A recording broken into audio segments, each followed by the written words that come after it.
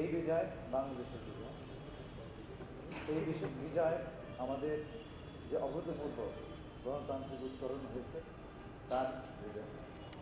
এই বিজয় আমাদের প্রিয় প্রধানমন্ত্রী বিজয়, এবং তিনি যদি এই সিদ্ধান্ত না নিতেন এবং দৃঢ়ভাবে এবং অবিচলভাবে বিরতিহীনভাবে আমাদেরকে সমর্থন না করতেন, তাহলে এই 10 বছরের রাস্তা 10 সপ্তাহে আমরা অতিক্রম করতে পারতাম।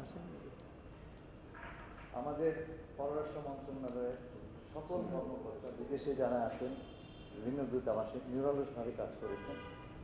আমাদের পররাষ্ট্র প্রতিমন্ত্রী এবং মাননীয় প্রধানমন্ত্রীর পররাষ্ট্র বিষয়ক উপদেষ্টা, আমরা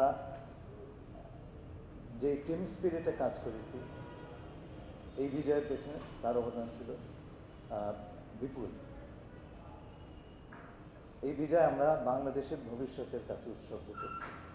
জাতিসংঘের সাধারণ পরিষদের সভাপতি নির্বাচিত হয়েছি, আইওসিস প্রাইভেট সেক্রেটারি, হ্যাঁ, এবং তার সঙ্গে আমরা কাজ করেছি।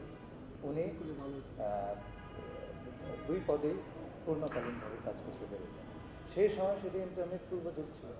আজকে কিন্তু আপনি সিরিয়াসলি দুটো কাজ করতে